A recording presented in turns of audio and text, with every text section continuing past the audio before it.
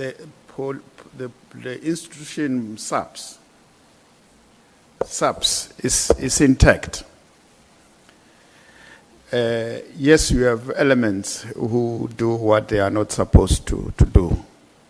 The SAPS broadly, it's okay. It's because you are talking of over 100,000 men and women who are in uniform. And those that are rogue or work with criminal elements do not represent a greater proportion of the police. You remove these rogue elements, you will have a police service that will be able to operate without people who are managed somewhere. But that does not suggest that the environment in which we work, you will not have people who get captured or who get influenced to work with criminal cartels. Criminals themselves, by nature of how they work, they will always want to tap into an institution that is meant to deal with them. They will want to outsmart the system. They will want to make sure that police don't get them. And the only way to do so is to also devise strategies or tactics to get to understand what is happening within policing. So the context within which we are fighting crime makes it impossible to have 100% insulated institution. We will have elements from time to time in it. So if this process assists us to clean the wrong elements, it doesn't necessarily mean 20 years, 30 years down the line, you will not find ourselves seated in a situation where we are confronted with elements who are working with criminals to undermine the institution. They will be there, but I believe if we deal with this, we will be able to do policing in the country. The institution SAPS is intact. Yes, you have elements who do what they are not supposed to do.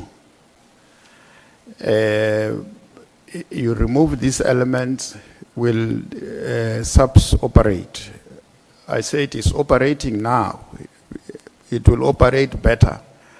But this does not mean that you won't have elements that do things that they are not supposed to do.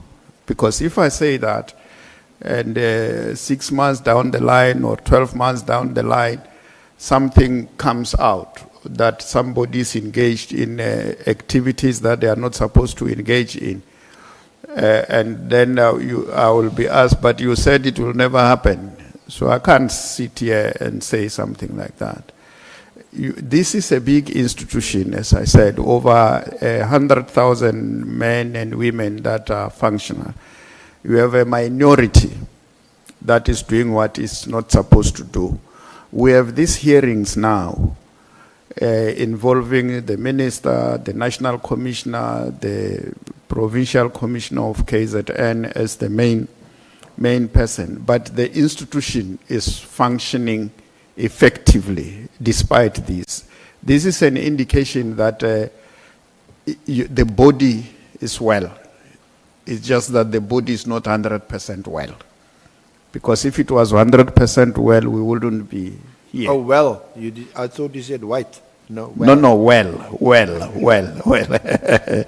Well, yeah. Sorry, yeah, so that's what I'm saying, Senior Counsel.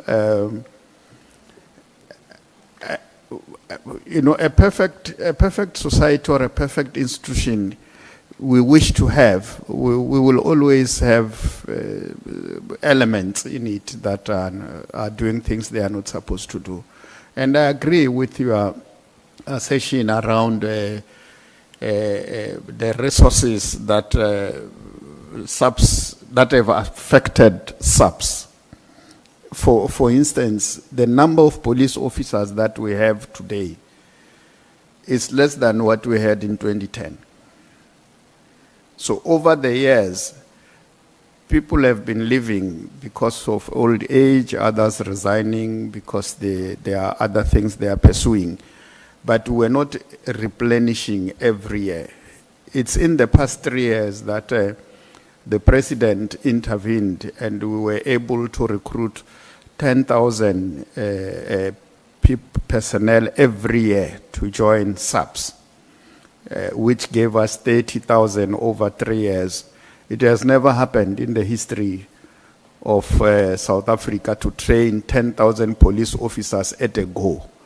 And our institution could not carry these 10,000 at the same time. We had to talk to the army to provide barracks for us to train some of our officers. It was an intervention to try and build the personnel, because we have instances where in a shift you find 1 or 2 police officers working because of the shortage. So yeah, the issue of resources has been a problem, but there have been an intervention that assisted us to do, and I hope that the president will intervene again so that maybe in the next 3 years or 4, we can train another 10,000, which will assist us to stabilize the institution in terms of personnel. Of course, the resources, machinery, vans, and police stations, there is also a serious shortcoming in that regard, which we discussed and agreed that we must be innovative and think outside the box if we are to effectively deal with these shortages of building police stations, acquiring vehicles, and other equipments that are necessary for our operations. Now, if you hear, like we've heard in this hearing, that highly placed ministers and former ministers share the telephone numbers and WhatsApp messages with well-known, notorious criminals or alleged criminals involved in high crime.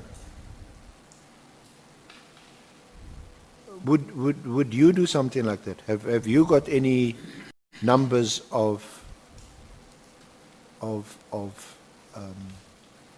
gangsters or people involved in crime at a high level? Do you share numbers with them? I don't. You don't, because you don't think it's prudent and it's the right thing to do? I'm deployed here to be part of the team that fight crime. And at a political level, I must conduct myself in such a manner that I lend credence to that mandate that I have been given. So I will not knowingly have communication and correspondences with people who are engaged in criminal activities. Because one of the things that it's a very important aspect that this honourable committee must look at is how do we restore trust and confidence in the South African police services? Trust and confidence is earned by the actions that we engage in. If we interact with the South African population in such a manner that we don't earn their trust, we will not get that.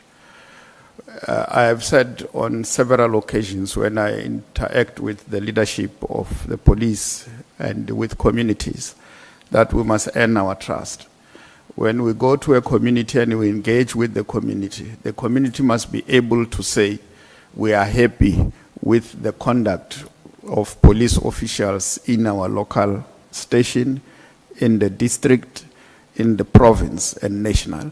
And until they say so, we must know that we have not reached that objective. But it is doable. because there are police officers, both at a station level and even at a provincial or district or national level, who have earned the respect of our people by their conduct. And people come to have confidence in them. But if we engage in such a manner that people don't feel and trust what we say, it will be a steep hill. But it's doable because I've seen it practically, where we have intervened, for instance, at a locality, removed a station commander, put a new station commander, that station commander establishing working relations with the community. And the community will say, we are happy with this station commander. Or they will say, when you go and have a community outreach program, they will say, when you live here, you must live with this station commander, because he or she is not serving us to our satisfaction because of A, B, C, D.